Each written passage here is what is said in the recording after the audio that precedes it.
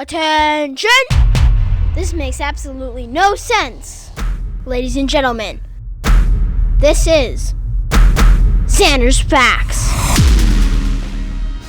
Hello, everybody. Welcome into the latest edition of the Zander's Facts podcast. I am, of course, the aforementioned Zander, and this is episode 7777 of the podcast here on Wednesday, October 5th, 2022. Thank you all for listening to a brand new edition of the Zander's Facts podcast. This is not no Zander's Facts flashback. I am back. I am feeling much better. Even though it may not sound like it in my voice, I am feeling much better. And this is a brand new episode of the Zander's Facts podcast, episode 77. This week, we are not officially 1 month away, but we are almost 1 month away from November 8th, which you might not know this, but it is Election Day. It's true! In the United States of America. You might not have known that, but if you didn't, now you do. Thank goodness, because it's a big day. Everybody's going to be voting. It's going to be incredible. And we've got, this November, the midterm elections. And this year, because for the Zander's Facts podcast, we had a couple elections back last fall, but this is our first big election cycle, 2022 midterms for the Zander's Facts podcast. So this week, we have got a preview of the 2022 midterms with 1 month to go. So this is not our final, definite, ultimate midterm preview. This is our preview with 1 month to go because we've been talking about a bunch of the issues: abortion, immigration, the economy, gas prices, inflation, which was last week's Zander's Facts flashback if you want to go take a look at that. But we haven't really talked about the candidates and the races and the big races that matter for control of Congress this year. That's what we're talking about this week on our midterm preview. So we're going to get to that in just a second. But before we do, just wanted to remind y'all that if you like the Zander's Facts podcast, if you think you're going to like all the facts on this week's edition, remember to follow this podcast, the Zander's Facts podcast. Download this episode, episode 77, rate the podcast, and review the podcast. Then go on all your socials, Twitter, Facebook, Instagram, TikTok. I'm on all those. Zander's Facts, that is Zander with a Z. And most importantly, remember to tell all your friends, spread the facts. Zander's Facts podcast. Tell all your friends, spread the facts. And remember to listen to any of our past episodes, our past 76 episodes. If you've missed them, I'm going to be referencing a few on this week's podcast. I just did back when we talked about immigration, which I think was last year. We talked about the gas prices and inflation, the economy. We've talked about abortion on a couple podcasts. Go check out our past episodes. Subscribe to Zander's Weekend Facts, which is our newsletter, which comes out every Sunday morning. It's got the week's top facts. Check it out. And check out the Zander's Facts link tree, which has all the Zander's Facts links that you need. But I wanted to add another link to the Zander's Facts link tree this week because I have a major announcement. I told you about it a couple weeks ago. I said there's going to be a major announcement. I said last week there was going to be a major announcement this week. And there is, because I have possibly, I don't want to overstate this, but possibly the biggest announcement in the history of Zander's Facts, of this podcast, of all the facts. Tell me. I have a huge announcement about Zander's Facts. We have the Zander's Facts podcast. We have Zander's Weekend Facts. Well, now we have Zander's Facts website. Oh. Because I, Zander, am announcing today the launch of zandersfacts.com. That's right. Oh my gosh. Zander has his own website, zandersfacts.com, which is going to be launching in the next few weeks. Zandersfacts.com is going to be your one-stop shop for all the facts. It is going to have the Zander's Facts podcast where you can listen to it. It is going to have Zander's Weekend Facts. And it is also going to have another thing, which I am also about to announce, because this is another major announcement. You thought it couldn't get any bigger than Zander's Facts website, zandersfacts.com. Well, it can, because I am also announcing the launch of the Zander's Facts merch shop. That's right, the Zander's Facts shop, where you can exclusively, this is going to be the only place where you can get Zander's Facts merchandise. Because if you've wanted a piece of the facts, this is how you can get a piece of the facts. By wearing Zander's Facts on your shirt, on your pants, wherever. I don't judge. You can wear the facts now, wherever, because we are going to be selling Zander's Facts merchandise. It is going to be absolutely incredible, and the shop is going to launch in the next few weeks when zandersfacts.com launches. So I have been working on this for months now, and we are almost set to launch.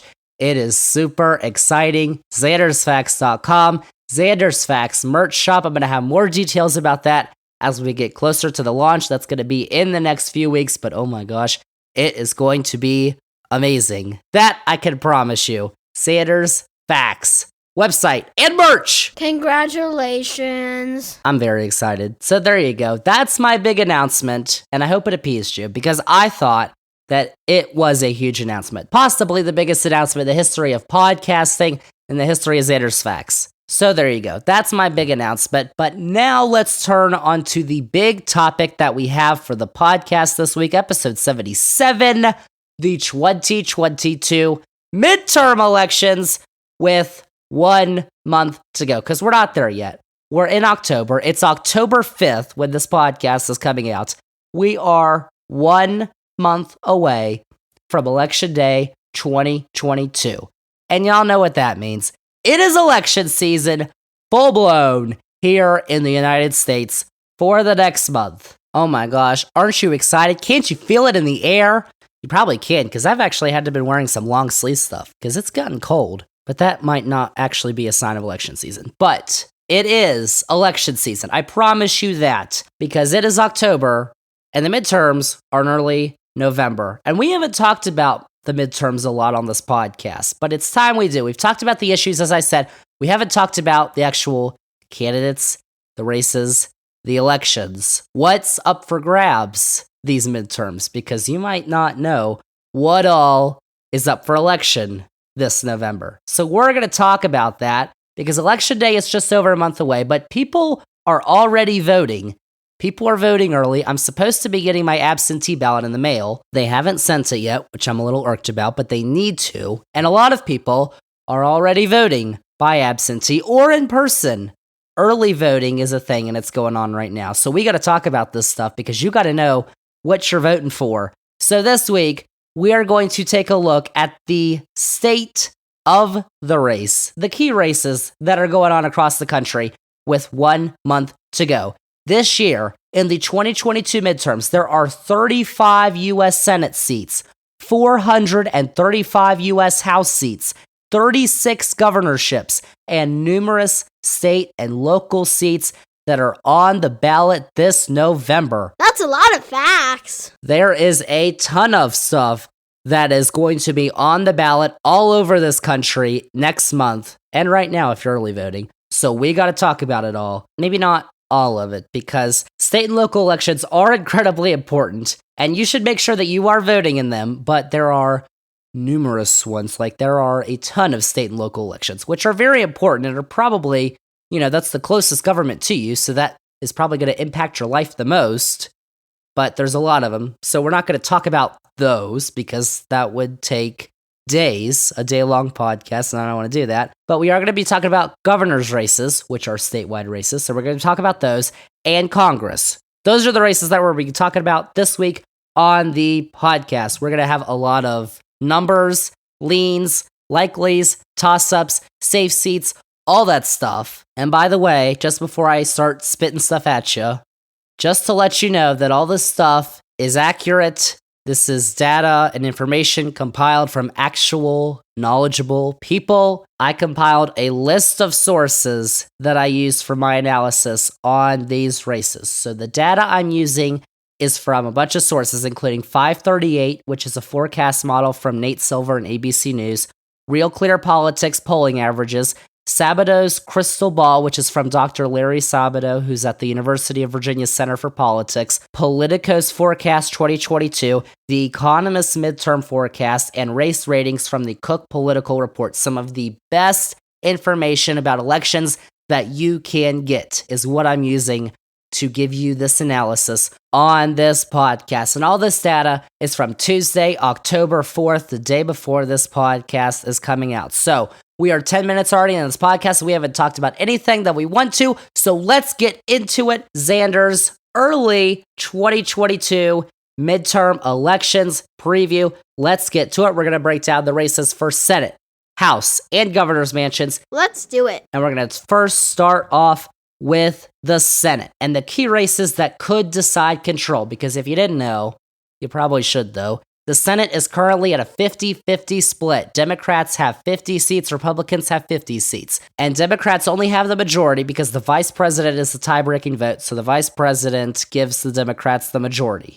But it's a 50-50 split, so all eyes have been on the key races, which majority could come down to, considering a flip either way means control of the chamber flips. So, let's start off with a general overview first off. There are 35 Senate seats that are up for grabs this November. There are 100 total Senate seats. Each senator has a 6-year term, so we elect 33 senators 1 year, 33 the next year, and then 34 the next year, to add up to 100. We've got 35 this year because this is a year where typically 34 senators are up for grabs, but we've got 2 in Oklahoma because one of their senators is retiring. So we have 35. Out of those 35, 21 of those are currently held by Republicans, 14 of those are currently held by Democrats. So in total, out of those 21, Republicans are currently holding seats up for election in Alaska, Idaho, Utah, North and South Dakotas, Kansas, 2 in Oklahoma, as I said, Iowa, Missouri, Arkansas, Louisiana, Indiana, Kentucky, Alabama, Ohio, Pennsylvania, Wisconsin, North Carolina, South Carolina, and Florida. And Democrats are holding seats up for election in Washington, Oregon, California, Nevada, Arizona, Colorado, Illinois, New Hampshire, Vermont, New York, Connecticut, Maryland, Georgia, and Hawaii. If you say so. Now, as always, not all of those are going to be pretty competitive. There's going to be a bunch of safe seats where a flip doesn't look likely at all. So for the Republicans, we could probably put into that category Idaho, Utah, the Dakotas, North and South Dakota, Kansas, both the Oklahoma seats, Iowa, Missouri, Arkansas, Louisiana, Alabama, South Carolina, Indiana, Kentucky, and Alaska in that category. Although Alaska is interesting because Alaska has this new system that they're using this year. It's a ranked choice voting system. We've talked about ranked choice voting before on this podcast, so you know how it works. You actually rank the candidates instead of just choosing one. And there's also 4 candidates that are in the general election. So instead of just having a Democrat and a Republican, you have 4 candidates on the ballot, and they could be Republicans, they could be Democrats. There could be more than one Democrat and Republican on the ballot. So that'll be interesting, but Alaska's probably going to stay with a Republican. Incumbent Lisa Murkowski is actually in a tough battle because she has MAGA challenger Kelly Shibaka right now. Those are 2 Republicans who are on the ballot, so it's most likely one of them's going to win. So it's most likely going to be a Republican, but we are not certain which Republican it's going to be. So those are the safe Republican seats. The safe Democrat seats include Hawaii, Washington, Oregon, California, Illinois, Vermont, New York, Connecticut, and Maryland. So those are the safe seats. So now let's get to the seats where we are less certain about the outcome and ones that could actually decide control of the Senate this year, because that is a hot topic this year, control of the Senate, because it is up for grabs. I will note, though, that before I say this, it is important to note that Republicans do have 29 seats that are not up for election right now. So when you add on their safe seats, that bumps up their total to 45 seats that are basically in the Republican category. Democrats have 36 seats that are not up for election this year. And when you add up their safe seats, you've also got 45 Democratic seats. So that's a level playing field. 45 seats on the Republican side, 45 seats on the Democrat side. Then we've got 10, what we would consider competitive seats. So that's basically 90 seats decided. We've got 10 left. Fact nugget. And we are going to talk about them in some detail. And let's start with the seats that are currently controlled by Republicans. Those would be Wisconsin, Pennsylvania, Ohio, North Carolina, and Florida. Democrats are holding on to competitive seats in Nevada, Colorado, Arizona, New Hampshire, and Georgia. But let's start with the Republicans, and let's start in the swamp of Florida, and Senator Marco Rubio, little Marco, who is up for re-election. And 538, as I told you, 538 is who I'm mostly going to be relying on for this because their dad is pretty good, is giving him an 86% chance of beating Democratic Congresswoman Val Demings, who is the Democratic opponent for this seat. The Economist model gives Rubio a 79% chance of holding the seat. Politico and the Cook Political Report don't rate it as percentages. They just rate it as toss-up, lean, likely, safe. We were talking about before, I think, in our redistricting podcast, which was earlier this year. But the Cook Political Report and Politico rate the seat as lean Republican, and Sabato's crystal ball from the University of Virginia gives the seat a likely R designation. And Rubio is currently leading the average of polling by about 7 points in 538's polling average and 4 points in the Real Clear Politics polling average. So they have two separate polling averages, and it doesn't really mean that they're using different polls. It's just how they put the polls in differently, because the polls can say the same thing, but 538 may rate a certain poll differently. It may give it, more reliability than Real Clear Politics does, or vice versa, or whatever. So that's how you get those differences in the polling averages. Good to know. But Real Clear Politics has a 4-point advantage for Rubio, 7 points at 538. So unless things change, and there is a month left, so I would say nothing is really definitive, except for really the safe seats that I mentioned earlier. But of these competitive districts, nothing's really definitive yet, because we've still got a month to go, and things can change in a month, as we have seen previously in past election cycles. But it looks like, if things stay the same, this seat is going to stay with the Republicans. So that's Florida. Then you move on to North Carolina. The following races are getting more interesting, I can tell you that. North Carolina voted for Trump both times. It's got 2 Republican senators, but it did vote for Obama back in 2008, and it also has a governor who's a Democrat who was reelected in 2020. So he was elected in 2016 and in 2020. When the state voted for Trump, they've also voted in a Democratic governor. It's a fact. This year, however, we're not talking about governor for North Carolina. That's not on the ballot. Senate is.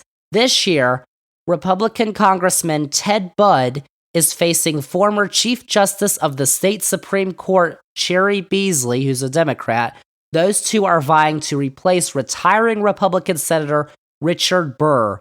So right now, 538 gives Budd, the Republican, a 69% chance at retaining the seat, which is actually higher than last month when it was as low as 62%, but it is lower than 81%. That was what Budd had back when the forecast first came out on June 1st. Now, when you take a look at the 538 polling average, Budd's up 3%, and the Real Clear Politics average, he's only up 1.5%. And when you take a look at the Economist model, Budd's given a 63% chance to win, and Politico, Cook Political Report, and the Crystal Ball all rate the race as lean Republican. So basically, the race is closer than Florida, but it does look like the Republicans have the slight edge right now, according to all the models. Things could obviously change, but that's how it looks right now in North Carolina. Now let's go to Ohio, which has become a pretty reliable state for Republicans. Donnie Boy won it with some significant margins for Ohio the last 2 presidential races, except for the fact, though, that Ohio does have one Democratic senator who they did re-elect in 2018, and a very close Senate race this year. Republican Senator Rob Portman is retiring, so J.D. Vance, the author of the book Hillbilly Elegy, yes, is facing Democratic Congressman Tim Ryan. Now, Vance has not been the greatest candidate for the Republicans.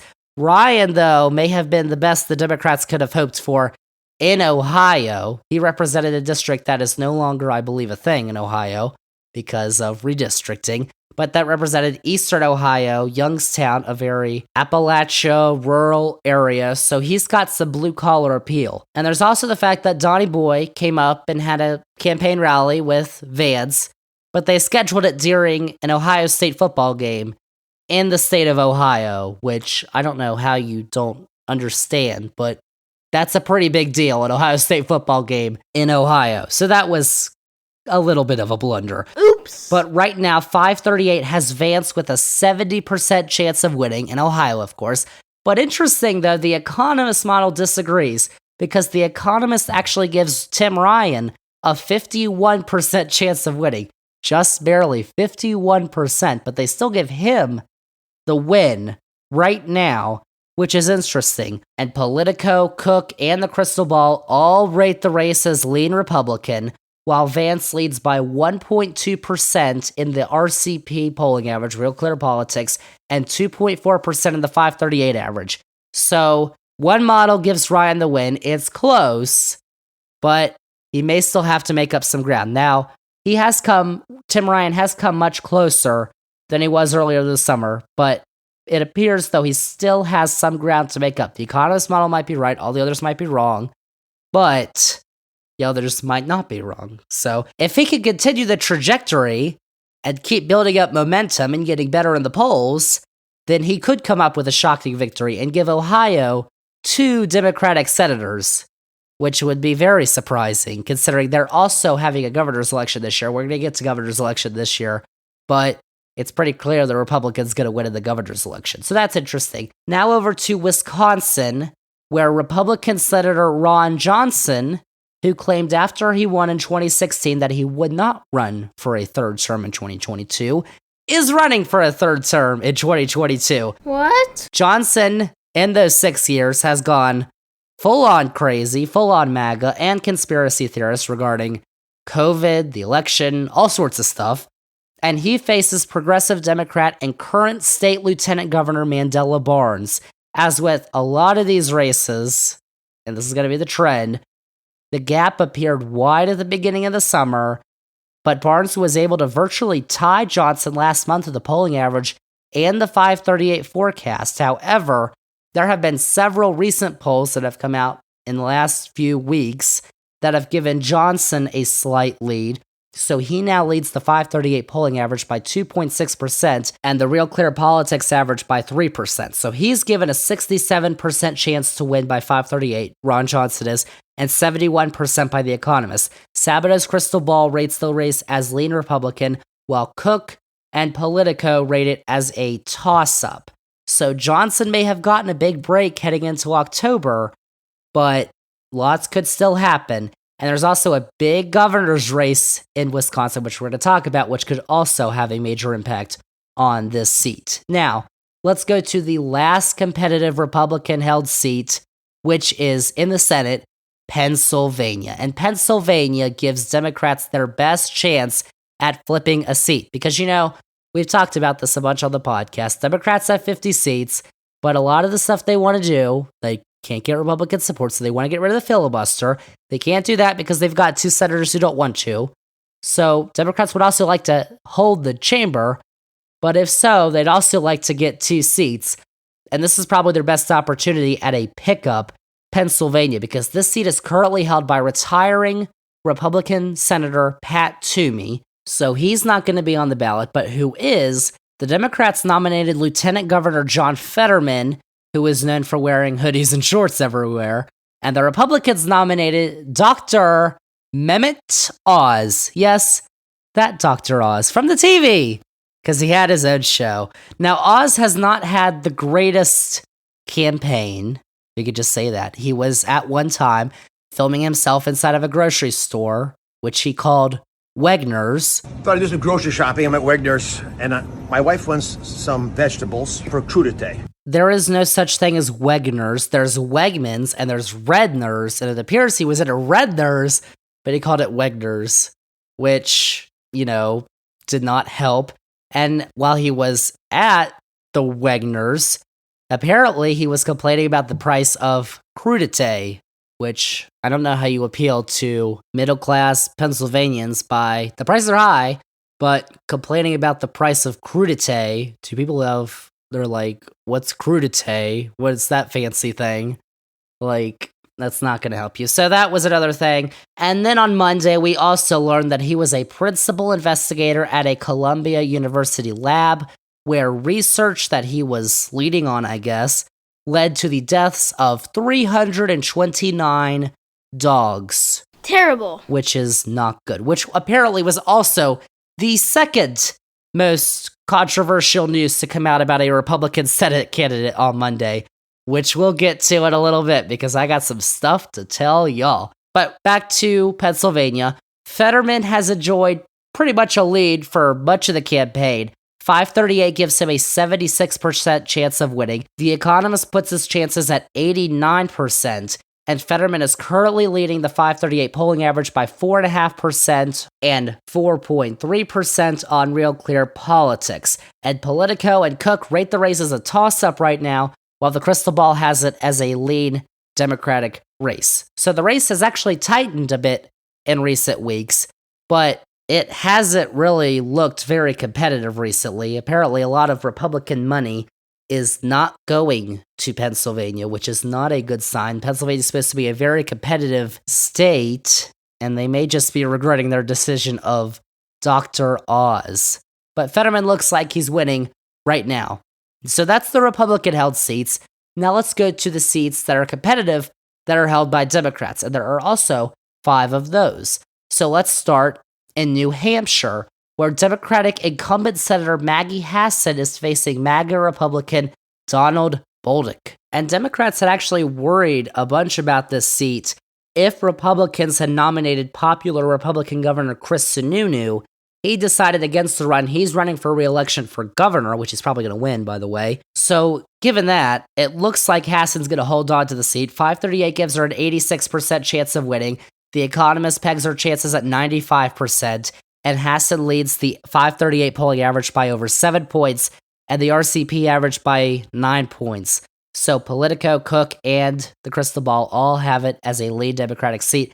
It looks like it's going to stay with the Democrats for now, New Hampshire. But now going out west to Colorado, incumbent Democratic Senator Michael Bennet is facing Joe O'Dea, who is a CEO of a Colorado construction company. That's his Republican opponent. And like Hassan in New Hampshire, it looks like Bennet is probably going to win re-election. 538 gives him a 92% chance of victory. The Economist puts his number at 96%. And the RCP polling average, Bennet leads by 9 points and by 10 points in the 538 average. So the race could get closer.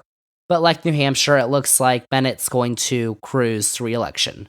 Of course, there's a month to go. As I'm going to keep saying, Now let's go to another Four Corners state, Arizona. Arizona's pretty interesting this year. They've got incumbent Democratic Senator and astronaut Mark Kelly, who is seeking a full term for the seat that he won in a special election 2 years ago. So he's looking for a full 6-year term after he won in 2020. Kelly is facing Republican Blake Masters, who is a venture capitalist who has been fully embraced by the one and only Donnie Boy. That is a state that now has 2 Democratic senators after a historically leaning Republican. That's John McCain's state. But Kelly holds the clear advantage at the moment. 538 gives Kelly an 83% chance of winning. The Economist puts his chances at 92%.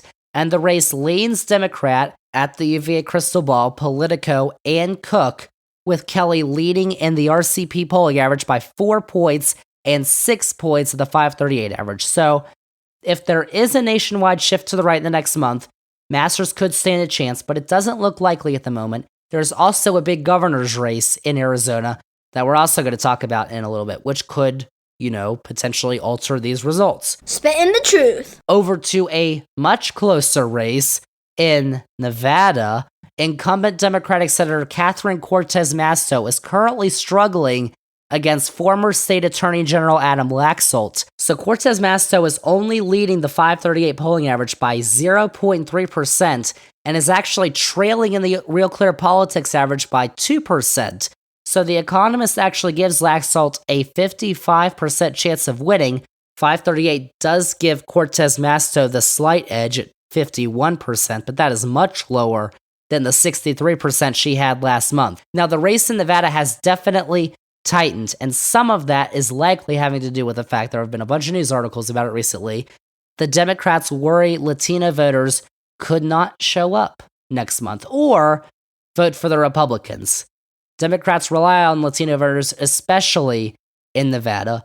That could be a big issue for them. And Politico, Cook, and the Crystal Ball all rate this race as a toss-up. And right now, we're seeing Laxalt might win, Cortez Masto might win. So it's really anybody's guess who could win with 1 month to go. That is going to be when Nevada, that's a seat Democrats have got to hold if they want to keep the Senate. They can keep the Senate without it. They just have to flip a Republican seat. Pennsylvania would probably be the most likely, but they've got to keep Nevada, especially if they want to get to 52 Democratic senators. Now, the final one, it is time to take a look at Georgia. Yikes! I'm sorry, but this is my favorite race, and you're going to see why. So, the state voted for a Democrat for president in 2020 for the first time since 1992, and then, in January, one day before the insurrection, mind you, January 5th, 2021, elected 2 Democrats to the Senate to give Democrats control of the chamber. Remember that? Donnie Boy was not happy about Georgia after that, because he went to Georgia days before that election, the runoff election, in January, and it did not turn out well for him. So one of those Democrats who was up for election in 2020 is now back up for re-election this year for a full 6-year term, and that is Democratic Senator Reverend Raphael Warnock, who is the senior pastor of Atlanta's Ebenezer Baptist Church, which, if you didn't know, that was the church where Martin Luther King Jr. was co-pastor. He is facing former football player and Heisman Trophy winner, mind you, at the University of Georgia, Herschel Walker. Your boy. That is who the Republicans picked. Now, Walker has said some pretty interesting things on the campaign trail. If you haven't heard them, you might want to listen to the clips I'm about to play. And even if you have, you should probably listen again because there's something. But let's start with this one. This is from the Fox Machine when Walker was on there. He was asked in the aftermath of the Uvalde school shooting, so this was earlier this summer, how we should prevent school shootings. This is what he said. See, that is a person wielding that weapon. You know, Cain killed Abel, and that's the problem that we have. And I said, what we need to do is look into how we can stop those things. You know, he talked about doing a disinformation. What about getting a department that can look at young men that's looking at women, that's looking at just social media? What about doing that, looking into things like that, and we can stop that way? You know, I've always wondered, why don't we do that? Why don't we have a department of young men looking at women, looking at social media? Because if we had that, wouldn't all of the gun violence be gone? So that's what he said. Here's some more of the dribble that has come out of Herschel's mouth. We, in America, have some of the cleanest air and cleanest water of anybody in the world. Yes. So what we do is we're going to put from the Green New Deal millions or billions of dollars cleaning our good air up. So all of a sudden China and India ain't putting nothing in there cleaning that situation up. So all that bad air is still there. But since we don't control the air, our good air decided to float over to China, bad air. So when China gets our good air, their bad air gotta move. So it moves over to our good air space. And now we gotta clean that back up. You know, all that would make sense, except for the fact that it was rated by multiple fact checkers as just plain false. So, Herschel. But that, you may have thought that was the worst of Herschel. Oh, please. Herschel's a good guy. He just says some crazy stuff sometime. Well, all those people, first off, you're going to call Joe Biden senile, but then you're going to turn around and vote for Herschel Walker. Okay. But many have speculated that Walker's clearly suffering from some kind of brain injury because, you know, he played football, and the big issue with football the last few days has been brain injuries. That may have been something, probably isn't out of the question. And that has not been the craziest thing that has gone on in the last few days, because over the summer, we found that Walker has also been found of fathering 3 children that he had not previously acknowledged publicly. So that might be a little bit of an issue. It hasn't, really been because he's still been doing well in the race. And then we learned something else about Walker on Monday. The Daily Beast reported that Walker, who has touted his pro-life abortion position throughout the campaign, he is anti-abortion. He is pro-life. Yes. Well, in 2009, Walker apparently paid for an abortion for his girlfriend. So, that wasn't that good of an issue. Walker then denied the report when he went on the Fox machine on Monday night. But his son, Christian, or we think he's his son. Honestly, I'm very confused with all that thing. But we think he's his son, his eldest son, Christian Walker, who appeared to support his father's campaign. He promoted his father's campaign on Instagram and Twitter and social media and all that stuff. He went on Twitter Monday night, and he apparently had some stuff to say about the report. So he tweeted, quote, "Every family member of Herschel Walker asked him not to run for office because we all knew some of his past, every single one. He decided to give us the middle finger and air out all of his dirty laundry in public while simultaneously lying about it. I'm done," unquote. He continued with another tweet, quote, "I know my mom and I would really appreciate if my father, Herschel Walker, stopped lying and making a mockery of us. You're not a, quote, family man, unquote, when you left us to bang a bunch of women, threatened to kill us, and had us move over 6 times in 6 months running from your violence. I don't care about someone who has a bad past and takes accountability, but how dare you lie and act as though you're some moral, Christian, upright man. You've lived a life of destroying other people's lives. How dare you," unquote. So, Story time! there you go. And by the way, you may be saying, oh, this kid is just some crazy liberal, blah, blah, blah. Go on his Twitter feed because the tweet before that was literally a praise of your boy Ron DeSanta Claus, who we're going to talk about actually because he's up for re-election. Ron DeSanta Claus, one of the greats. He loves him, talks about him. Also, the pinned tweet on his account is him promoting his podcast, which, I don't know why you'd listen to Zander's Facts, but he promotes his, quote, anti-woke podcast, which is called Uncancelable Anti-Woke. So, I kind of have to think that he's not a raging liberal Gen Zer, but also, So, all that stuff came out on Monday, but don't fear, the Republican Party has taken the extreme length of supporting Herschel Walker. Senate Minority Leader Mitch McConnell, Senate Republican Campaign Chair Rick Scott, and Donnie Boy have all stood by their guy Herschel because if you know anything about people who vote for Republicans, they don't care about your scandals because I don't know if you remember this, but October 2016, Donnie Boy, the video of him, he was in the van, or the bus, I guess, talking about, he was a star, he could do it. Please. All that stuff, that locker room talk, he won the election, so why would Herschel have to drop out? The voters are still gonna vote for him because at least he's not a crazy liberal. I don't care if that man murdered a child. He is not a Democrat, and I will vote for him. That's what people saying. By the way, if he paid for an abortion, I thought Republicans thought abortion was murder. So apparently this man he paid for in the murder. But no, we're not hearing about that. Apparently he denied it. I don't know, but there's been some stuff that has come out about Herschel. So just remember, even if you don't live in Georgia, so you don't have the privilege of having Herschel Walker's name on your ballot, just remember that you might be voting for a party that still promotes and stands by this guy, just to let you know. So there's that. There's also the race. I just talked about all that stuff. That was pretty interesting. But there's also the race that's going on. 538 currently gives the incumbent, Raphael Warnock, as I said, a 54% chance of winning. Warnock's giving a 67% chance by The Economist, but Warnock's lead in the 538 polling average is only 1.2%, and the Real Clear Politics average, it's just 0.7%. So the race is rated as a toss-up by Cook, Politico, and the Crystal Ball. So, despite the mental and apparently human deficiencies of Mr.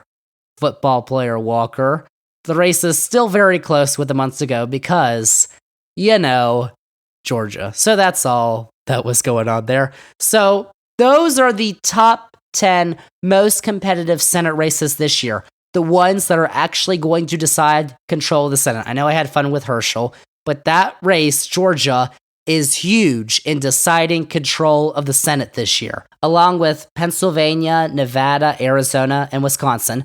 But also keep an eye on Ohio and North Carolina. Those are a bunch of the big races that are going on. And of course, even if you don't live in a state with a competitive Senate seat, you should still vote. And we're going to cover these Senate races again in a future podcast closer to Election Day. So we'll, hopefully know more about the races. We can make some more predictions. But that's what we know for now. At this point, 538 gives the Democrats a 67% chance of holding the Senate, and The Economist predicts that the Democrats are going to win the Senate with 51 seats. But still, a lot can happen and a lot can change before Election Day. That's the outlook on the Senate, though, as we stand 1 month before the results are going to be known. These are facts. So I kind of split the podcast up into 3 parts here for our big topic. Part 1 was the Senate. We're done with part 1. Now over to part 2, which is the House. Now, I know what you're thinking. 435 House seats. They're all up for grabs, as they are every 2 years. Now, that's a lot more than 35 for the Senate. So we're going to take a more generalized look at the House.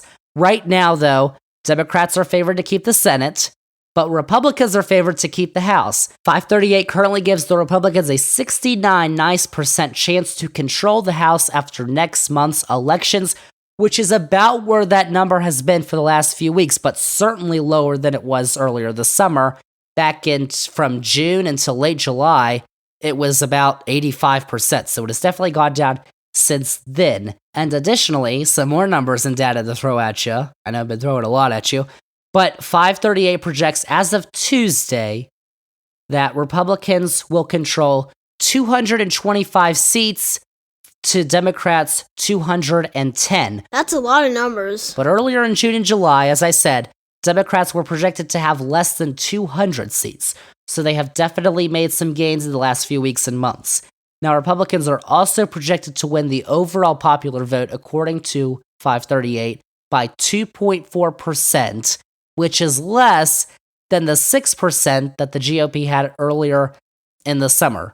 So that's basically what 538 is saying about the overall race for the House of Representatives. But we can move over to another projection model, because just looking at one is like, well, you're just looking at one. Another, the Economist model, also predicts a Republican flip of the House of Representatives. Currently, as of Tuesday, the Economist gives Republicans a 66% chance of winning the House, projecting that they will win 221 seats to Democrats 214, which is a little closer than what 538 is projecting. And you need 218 seats to control the House, so that's very close. That's just a flip of a few seats, but that's still lower than the 90% that Republicans had in that model earlier this summer. And what's more interesting is what The Economist predicts the share of the vote to be, because 538 projects that Republicans will have the popular vote by 2.4%. But The Economist projects that Democrats are actually predicted to get 50.1% of the popular vote. So, actually, a majority of the popular vote, and despite that, they would still lose the House. And obviously, that's due to districting, gerrymandering, all that stuff. So that's what The Economist is saying. Politico also projects that Republicans are likely to take the House, and on the Real Clear Politics polling average for the generic ballot, Republicans only lead by 1%.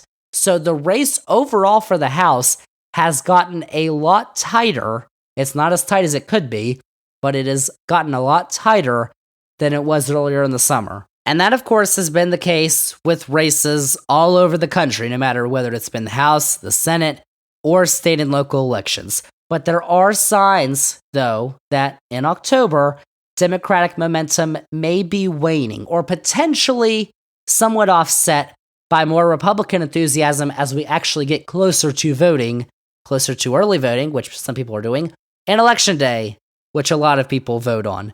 Whether this is just a bump in the road for Democrats and the polling actually begins to improve again, whether it stays stagnant, the polling does, or whether it gets better for Republicans, is a big question right now. And we don't know what's going to happen in the next few weeks, so that's going to be interesting. But as of now, that's where it stands. But when you actually go back to the House, you don't really have to analyze all 435 districts to actually determine who's going to get control of the chamber. Not actually hyper-analyzing all 435 of them individually. Thanks goodness. But what we can do is put them into categories: safe seats, likely seats, lean seats, toss-ups, all that stuff. So we can do that, and that'll probably help us determine, for now, of course, this is not election day, but right now, who has the advantage. So we can start off by basically saying that this is the first year of a new redistricting cycle, which we talked about in a previous podcast. I believe it's episode 50. That was back at the beginning of the year, which you should all go listen to. But all the states have redistricted. There's new districts for states that have been allocated 2 House seats or more. So what that has led to is not as many competitive districts, more safe Republican seats and more safe Democratic seats. So 538 forecasts that there are 194 House seats that are safe Republican seats, and Democrats have 167 safe seats. So those already add up to 361 seats, which is already not even giving us 100 competitive seats, already less than that. And then when we add in races where one candidate has a 75% chance or more of winning under the likely category, that's the likely category, that number bumps up to 408. So that leaves us with only 27 competitive districts at the moment, according to 538. Now, with the economist model, they've given Democrats 160 safe seats and Republicans 184 safe seats. So that adds up to 344. You add in very likely seats, according to the economists, with one candidate having an 85% or more chance of winning. That number then goes up to 391. So we get more competitive districts with the economists at 44, although it's 4 win chances for one candidate are actually different because 85% for 538, 75% for the economists. So they are different in that capacity. But looking at the other sites, Politico gives us 69 nice districts that are toss-ups or leans, so basically competitive districts. And the Cook Political Report has 30 toss-up districts and 59 districts that are either toss-ups or leans, Democrat or Republican. So just finding the average of competitive districts out of all those models and forecasts, let's say that there's about 49, give or take a bunch, competitive House elections this year. It's the truth. Which is lower than in past years, which is not a good thing for actual democracy. But, that's what we're dealing with right now. So we don't need to really take a look at the non-competitive districts because we know what's going to happen with those. But we can take a look at the most competitive House races that are out there. Just a list of the districts and incumbents. I'm not going to go full on into them because there's still a bunch. But we can go by the 538 election ratings for these House districts. That's what I'm going to do. So 538 puts 13 districts or races in the toss-up category, where no candidate has a chance of victory over 60%. So these are basically the races that if the House race overall is really close, these are the races that could ultimately decide control of the House and the ones to watch for right now to see what trends are and to watch on election night to see what might happen. Cool facts, bro. So these races are New Mexico's 2nd district that has a Republican incumbent, Oregon's 5th district, no incumbent, Iowa's 3rd district, Democratic incumbent, Pennsylvania's 2nd district, Democratic incumbent, Arizona's 2nd, Democratic incumbent, Alaska's at-large district with a Democratic incumbent, which I'll actually get to in a second because that's interesting, New York's 19th with no incumbent, Virginia's 2nd with a Democratic incumbent, New York's 22nd district with no incumbent, California's 22nd district with a Republican incumbent, Texas's 15th district with no incumbent, Kansas's 3rd district with a Democratic incumbent, and California's 27th district with a Republican incumbent. So those are the 13 seats that are basically toss-ups right now. And I wanted to talk about Alaska because Alaska had a special election for their House seat a couple weeks ago. And that's when we actually got to see, remember I was talking about the Alaska Senate election, how that works. There's 4 candidates on the ballot, ranked choice, so you rank them 1 through 4. That's what they did for the House race.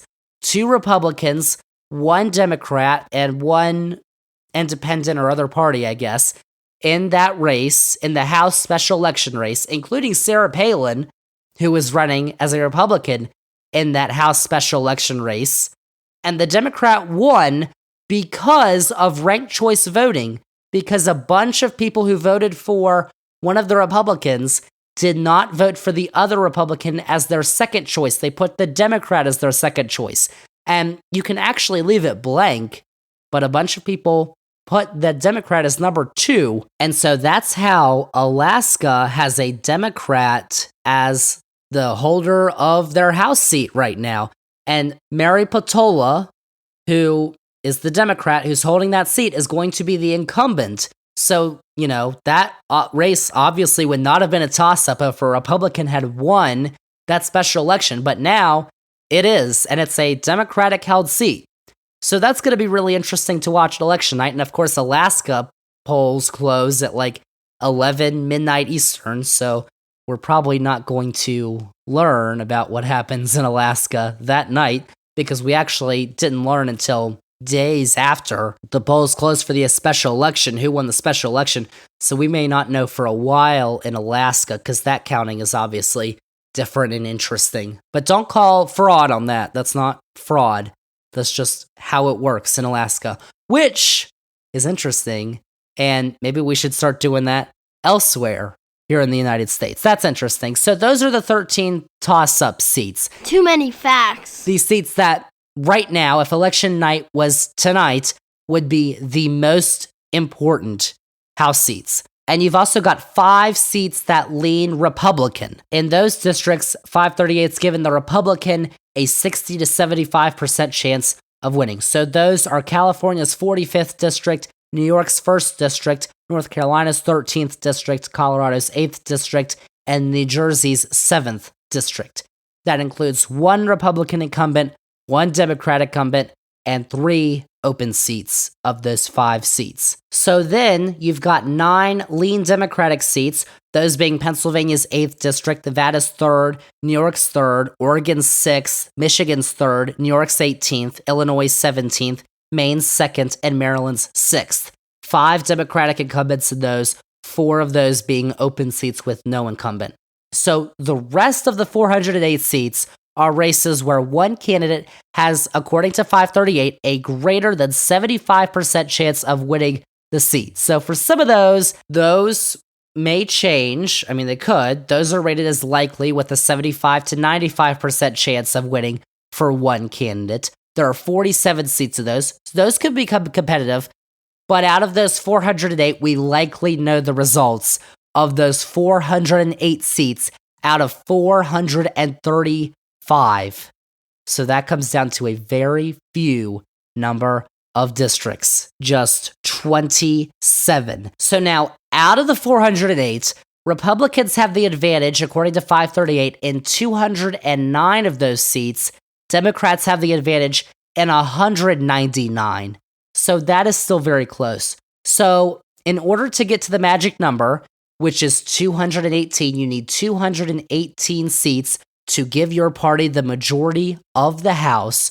Republicans would only need to win 9 of those seats that are rated as lean Republican or toss-up. So they could win the 5 lean Republican seats, and they'd also need to win 4 toss-up seats.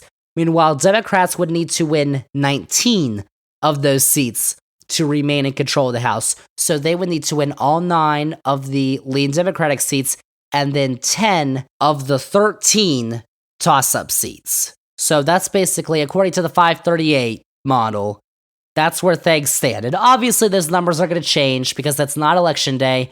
Those numbers are going to change as we get closer to election day. But right now, that's where things stand. So overall in the House, Republicans hold the advantage, but it's certainly not out of the question that Democrats retain control.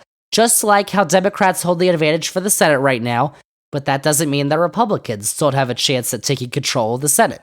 That's how it works. Zander's Facts. That's part 2. Part 3, our final part of the podcast, Get ready. are governors, gubernatorial races. Let's get to the governors' races because they're obviously important because you don't want anyone who's going to try and decertify the results of a state's election. You know, that would be kind of bad. But midterm election years always feature the most gubernatorial elections. There are 36 governorships that are up for election this year. So that means that there are only 14 governorships that are not up for election this year. That's 6 Democrats and 8 Republicans.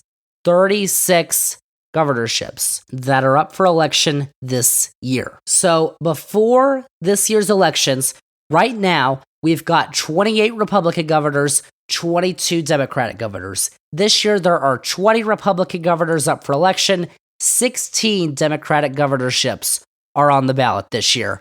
And both parties do have a bunch of governorships out of those 20 and 16 on the ballot that look like they're probably not going to change hands. Republicans hold the governorship in Alabama, Arkansas, Iowa, Idaho, Nebraska, New Hampshire, Ohio, South Dakota, South Carolina, Tennessee, Vermont, and Wyoming. And those don't look like they're going to change hands this year. Dash facts. And on the Democratic side, you've got California, Colorado, Hawaii, Illinois, New York, and Rhode Island, which all appear as safe seats for the Democrats. So now, let's take a look at the more competitive races and start with the seats that Republicans hold. And those include Massachusetts and Maryland. Pretty blue states, but moderate Republican governors are governors there. Those are up for election this year, and Republicans are almost assuredly going to lose those because those 2 moderate governors that I was talking about, Charlie Baker, a moderate Republican in Massachusetts, Larry Hogan, a moderate Republican in Maryland, they are term limited.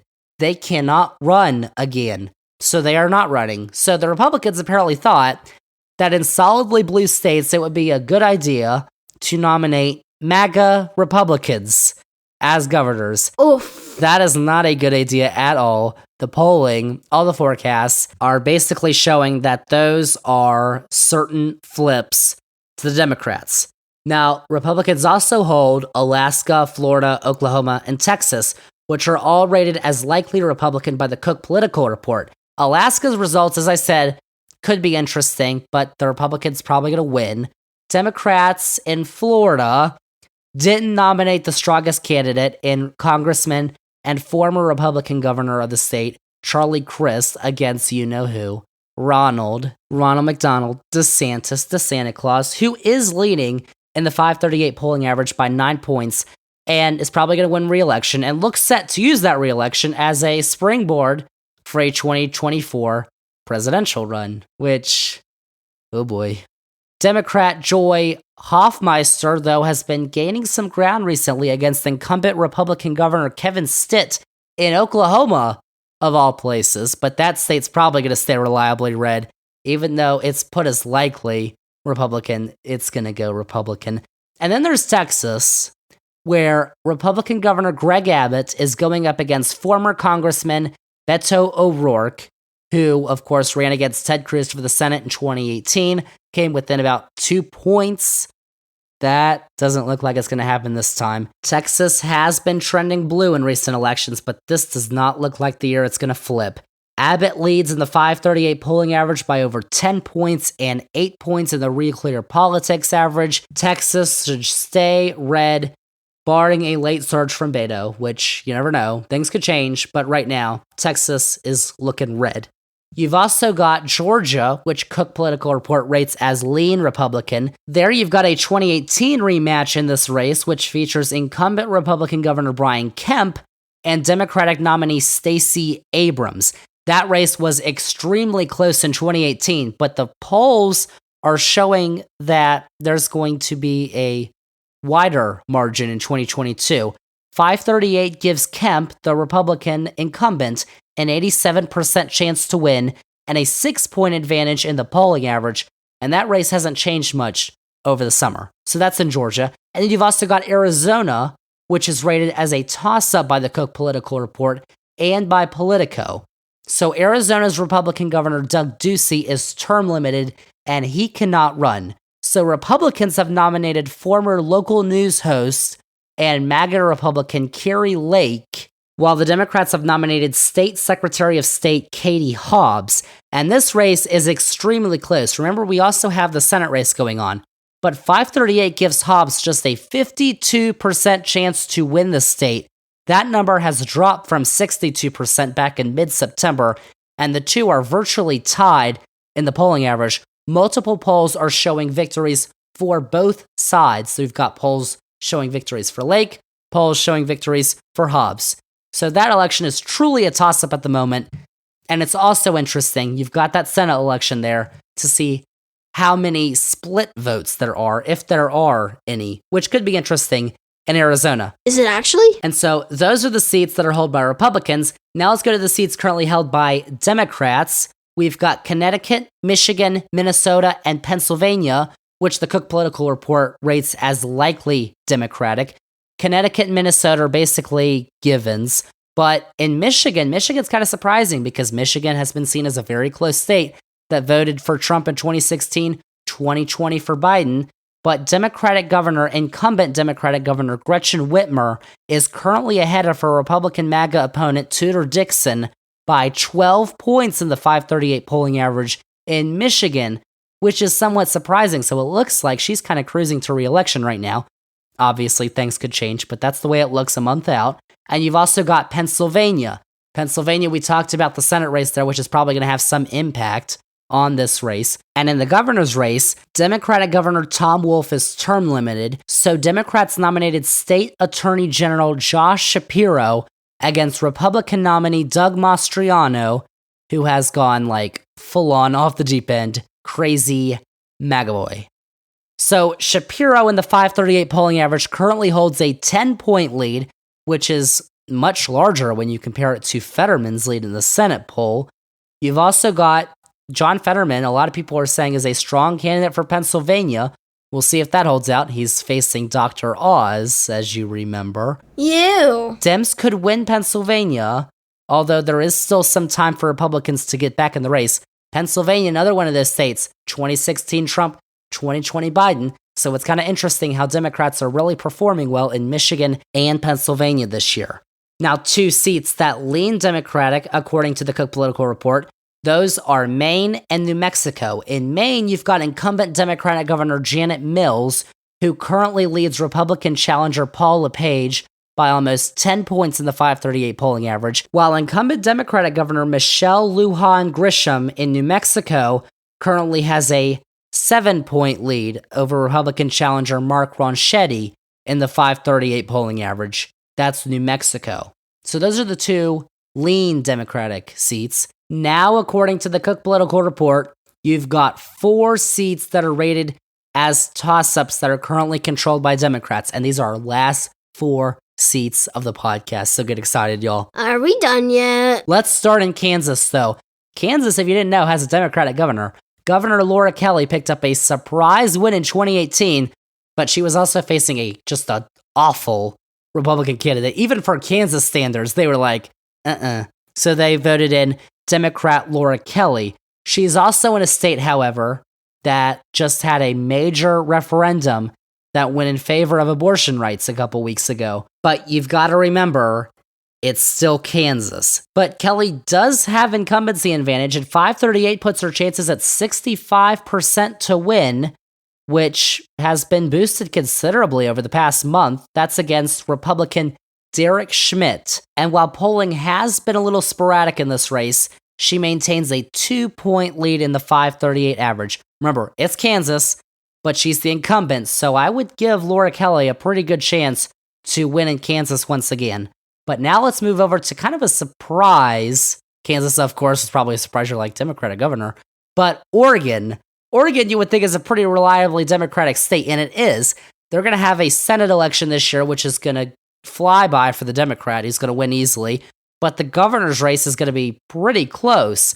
Oregon's Democratic Governor Kate Brown is term limited, so she cannot run. So Democrats are nominating former State House Speaker Tina Kotek, and Republicans are nominating former State House Minority Leader Christine Drazan. And also, you've got a third candidate in the mix, a third major candidate in the mix, because former conservative Democrat State Senator Betsy Johnson is running as an independent, which could provide an interesting outcome because right now, 538 is showing Kotek with only a 53% chance of winning, and recent polls have even put Drazan ahead. And that's because Johnson, the independent, is getting a large share of the vote for a third party, basically like 15 or so, 20% of the vote, which is major for a third candidate in a race like this. So the result is actually going to be very interesting. That's going to be an interesting race to watch in Oregon. Another fact. And then you've got Nevada, which, as I explained earlier, has become a worrying sign for Democrats. Incumbent Democratic Governor Steve Sisolak is facing Republican Sheriff of Clark County, which is Las Vegas, Joe Lombardo. Lombardo has kept this race extremely close. Sisolak is only up by 1 point in the 538 polling average, and there have been some recent polls that show Lombardo is winning the race.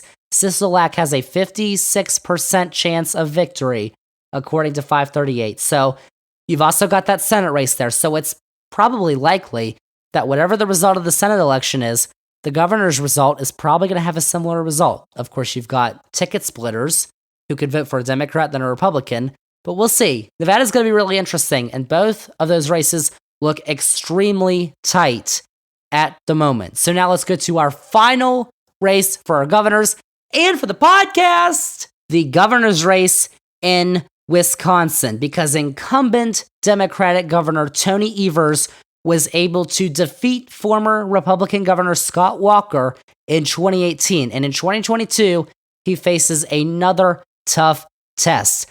Evers faces Republican nominee Tim Michels, who has never served in political office, but has gotten the grand old endorsement of one Donnie Boy. Now, the 538 polling average shows Evers with a less than 2-point lead. He's been given a 60% chance of re-election by 538, which is down from nearly 80% back in August. So it looks to be another close race in Wisconsin. But right now, unlike last time, the incumbent was Scott Walker. Evers won. Right now, Evers is the incumbent, and the incumbent appears to have the edge as of now. Things could change. So that is a look at the biggest gubernatorial races also taking place this year as well. And that doesn't even include other statewide offices, lieutenant governors, secretary of state, attorney general, and others, which are also very important and whose races you should vote in if they're on the ballot. These races may also decide whether or not things like abortion restrictions are put in place in states you may live, like Arizona, Michigan, Pennsylvania, and others. That's why they're extremely important. And not to mention local races, which are also going to be taking place and may even have a bigger impact on your day-to-day life. That's your local government. So you might want to be voting in those. And all of these. So there you go. Zander's Facts Part 3 is complete. And now I just got to remind y'all that we are still 1 month away, over 30 days from Election Day 2022. That means a lot of things can change, and that's partially why I tried not to make any predictions on any of the races or the midterms overall, just basically showing I tried to do what the status of the races are right now. However, that does not mean I may end up making some predictions as we get closer to Election Day, because as I kind of alluded to earlier, we're going to be having another podcast the first week of November, which is actually the week before Election Day, with our final midterm preview. And there, hopefully, I'm going to be making some fact-filled predictions on the races. Whether or not those are based on some algorithm or system that I'm able to develop, we'll see. We'll see if I can try and figure that out. But I'll work on that. But we'll get to that, all of that, the ultimate midterm elections preview, in a future podcast episode at the beginning of next month. I believe it is November 2nd that podcast will drop, so check that out. Same as Bug. But for now, we can only make guesses based off what we know a month before the vote. So for now, Democrats look likely to retain the Senate. Republicans look likely to take control of House. And of course, there are many other races that you should be keeping track of this year. And of course, the overall trends nationwide can still change. We've seen this in past elections, and we've already seen it this year. Back in the spring, remember that Republicans looked well on their way to sweeping both chambers of Congress and having a spectacular election year. Republicans were thinking, oh my gosh, we are going to win. We are going to halt the Biden Sleepy Joe agenda. And they had the issues that voters cared about. They were on the voters' side. Biden's approval was, of course, very low. And the major issues with the electorate, the economy, mainly inflation and gas prices, which you all know about, though, since you listen to this podcast where I break down those issues. And I don't want to spoil it for you, but I don't know why you'd be blaming Sleepy Joe for this. If you actually thought and looked at facts, but you can go listen to that podcast. Bro, chill. But back in the spring, people sided with the Republicans on those issues, which were the major issues. Biden's approval was low, and Democrats were having a tough time. Then, over the summer, the conservatives on the Supreme Court decided to overturn Roe v. Wade. The economy's gotten marginally better. Gas prices have gone down. Inflation has stopped going up, rising. There's still major inflation, but the inflation numbers are not going up and up and up by the month. They've kind of stagnated recently, and Biden's approval has gotten better. It's still pretty low, but it's gotten better. So Democrats have gotten big momentum boosts over the summer. That's allowed them to get back into these close races. However, as we get into October, that momentum may be slowing. Republicans may be able to be gaining back some of their losses from the summer, or at least stop some of the bleeding. Whether that plays out, though, will remain to be seen over the next few weeks. We are officially getting into crunch time, but also we're trying to look to the future.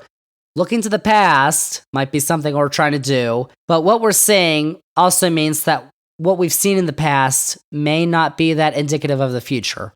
Back in last fall's elections, Republicans did very well in the Virginia and New Jersey statewide races, but this year in special elections, including in Alaska, the Kansas abortion race, other races we've had this year, Democrats have a lot of the time overperformed expectations in special elections this year.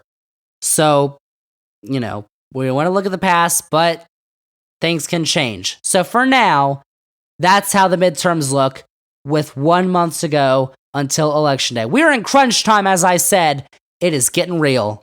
1 month to go until we will have our next big congressional and statewide elections in the United States of America. America. So, you might be asking, Zander, I don't know how to vote. How do I vote? Well, I will tell you, because you might be planning to vote in person on Election Day, and that's fine and dandy, you can do that. But if you want to, or you can't get to the polls on Tuesday, November 8th, which was when Election Day is, you can also vote early, either in person or through a mail-in ballot, depending on which state you live in. So to find out what your options are to vote early, or if you still need to register to vote in this year's election, which you can still do, or if you need to figure out your polling place for November 8th, if you're going to go in person and vote, you can visit either vote.org or iwillvote.com. There you can figure out those details, and those links are also going to be in this episode's description. Click them if you've got questions. Check them out. They've got your answers for how you should vote. So there you go. That's the state of the midterms for now. 1 month to go. There's your facts. Zander's facts. And by the way, before I even wrap up the podcast, that's not even the only election we're going to be talking about in the near future. Because if you haven't heard, Sunday in Brazil, voters went to the polls for the first round of the presidential election.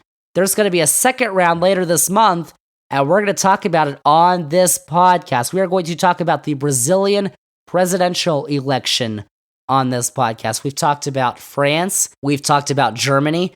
Now we're going to talk about Brazil, and it's going to be pretty interesting coming up later this month on the podcast, so stay tuned for that. But that's basically all the facts I got for you on episode 77 of the Zander's Facts Podcast, another long but very fact-filled edition of the Zander's Facts Podcast. Thank you all for listening, and remember, if you liked all the facts that I had on this week's edition of the podcast, remember to follow this podcast, the Zander's Facts Podcast. Download this episode 77, rate and review the podcast, then go on all your socials, Twitter, Facebook, Instagram, TikTok, Zander's Facts, that's Zander with a Z, and most importantly, remember to tell all your friends, spread the facts! Zander's Facts Podcast. Tell all your friends about the big Zander's Facts announcement that we had at the beginning of the podcast. Xander'sFacts.com, which is going to have the Zander's Facts merch shop. I am super excited. We are going to be launching that in the next few weeks, and I cannot wait. It is going to be awesome. I encourage you, I implore you to get excited and spread the facts by telling everyone to buy the facts at Xander'sFacts.com when it launches in the next few weeks. Get excited. But also, remember to check out Zander's Weekend Facts, our weekly newsletter on Substack, which is also linked in this episode's description. It's free every Sunday morning. You can get it in your email inbox. It's got the week's top facts. Do that. Check out Zander's Facts on YouTube. As I said last week, our YouTube videos are going through a new transformation. They're going to look nice, even prettier than they were before, which was probably impossible, but I made it somehow, some way. That's happening over at the YouTube channel, which you can check out this episode on the Zander's Facts YouTube channel, and all the Zander's Facts links on the Zander's Facts link tree. So that's episode 77 of the podcast. Next week is episode 78. And next week, I know what we're talking about because I'm recording this on Tuesday night. Tuesday night, TNT is having an NBA preseason doubleheader air on their network. Next week, we are doing our annual NBA season preview. The NBA is back, and you know what that means. The one and only, everyone's favorite NBA analyst, Billy, is joining me on the podcast next week to preview the upcoming NBA season, which begins 2 weeks from Tuesday night this week. So less than 2 weeks now when this podcast comes out. Oh my gosh, we're going to have fun. We're going to be talking about basketball next time on the Zander's Facts Podcast. But for episode 77, that is it. That is a wrap on episode 77 of the Zander's Facts Podcast. Thank you all for listening, and we'll see y'all with episode 78 next week.